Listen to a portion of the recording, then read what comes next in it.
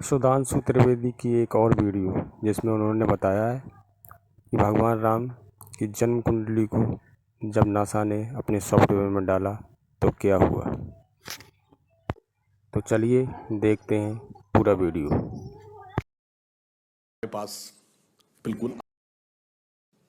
अब मैं आपसे कभी पूछूं कि दुनिया में सभी धर्म संस्कृतियां दावा करती हैं कि हमारे पास बिल्कुल अलग विचार है, हमने बड़ा अच्छा विचार दिया है।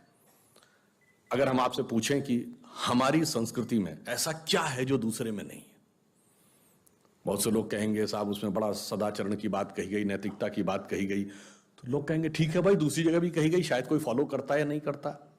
पर मैं अगर आपसे पूछूं कि वो चीज बताइए जो हमारे यहां लिखी और दूसरी जगह लिखी ही नहीं है, वो क्या है? आप सबने नाम सुना होगा, Vedic mathematics. Have you ever heard of mathematics as a part of religious text? ये सिर्फ हमारे यहां है। गणित धार्मिक पुस्तक का हिस्सा है।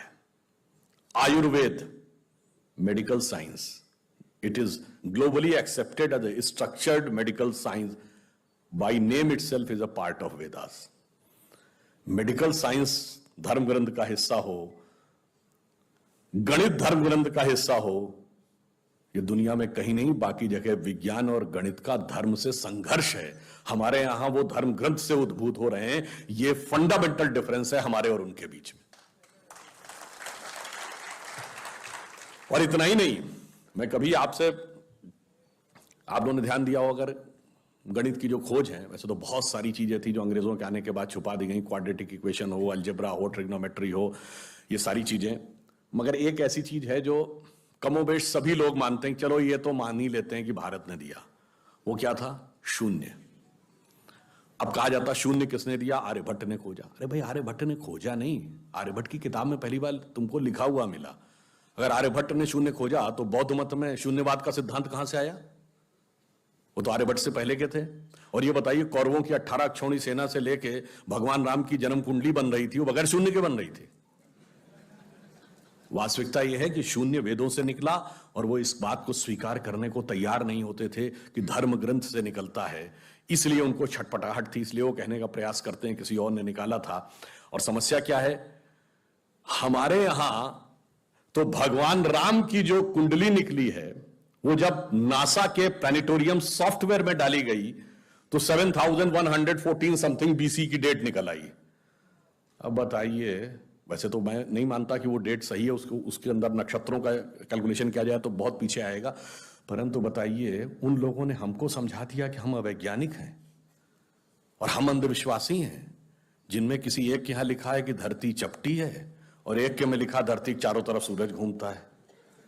और ऐसे महान ज्ञानदेव पाड़े लोगों ने हम लोगों को समझा दिया कि हम अनसाइंटिफिक थे और धरती को चपटी और धरती को इस सौरमंडल का केंद्र कहने वाले लोग वैज्ञानिक थे।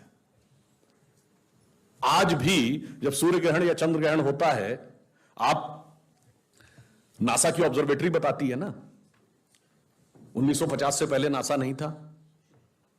आप जाके पूछिए, गांव में कोने में बैठे हुए किसी पंडित से कहिए, पंडित जी पंचांग में देख के बताओ सूर्य ग्रहण कब है। और जो वो हमारा पंचांग बताता है और जो नासा की ऑब्जर्वेटरी बताती है, कभी उसमें दिन तो छोड़िए, घंटे और मिनट का भी अंतर देखा है? हमारा तो कैलकुलेशन 5500 साल से एज इट इज चला रहा है, और उसके बाद उन्होंने हमें बताया कि हम अवैज्ञानिक हैं। आज भी आप बताइए, उत्तर भारत में उतना नहीं दिखता, दक्षिण भारत के मंदिरों में जाइए, नवग्रह बने हैं तो सूर्य केंद्र में है कि धरती केंद्र में है? सूर्य के 7 किरणें होती हैं, 7 घोड़े सूर्य के बने कि नहीं मंदिरों में? अब बताइए, ऐसा हमारे दिमागों में भर दिया जाता है। हम सब ने, जिसने भी, हम लोगों ने भी विज्ञान में पढ़ा कि सबसे पहले 9 ग्रहों की खोज किसने की? केपलर ने। Kepler's law of planetary motion. हम सब ने, जिसने फिजिक्स पढ़ी होगी 10वीं 11वीं 12वीं में, कभी न कभी Kepler's law of planetary motion पढ़े होंगे कि केपलर ने सबसे पहले बताया कि 9 ग्रह होते हैं। अब ये बताइए, इधर जब हम पूजा करते हैं तो पंडित जी हाथ में जल ले क्या बोलते हैं? ब्रह्मा मुरारी त्रिपुरांतकारी भानु शशि भूमि सुतो बुधश्च और गुरुश्च शुक्र शनि राहु केतु सर्वे ग्रहा शांति करो भवन्तु। अब ये 9 ग्रहों के नाम केपलर बताए थे कि पंडित जी बताए हैं? और हजारों साल से बता रहे हैं। और उसमें मजे की बात यह है कि मंगल के लिए भूमि सुत यानी भूमि का बेटा, धरती का बेटा शब्द है। या अब जाके साइंस ने यह कन्फर्म किया है कुछ समय पहले कि एक थ्योरी है कि कभी एक जमाने में बहुत बड़ा एस्टेरॉयड टकराया था कि धरती से, और धरती का एक टुकड़ा अलग हो गया था, वही टुकड़ा बाद में मंगल बन गया। और भूमि सुत हमारे यहां लिखा हुआ, मंगल के पर्यायवाची में भूमि नंदन, भूमि सुत जैसे शब्द हैं।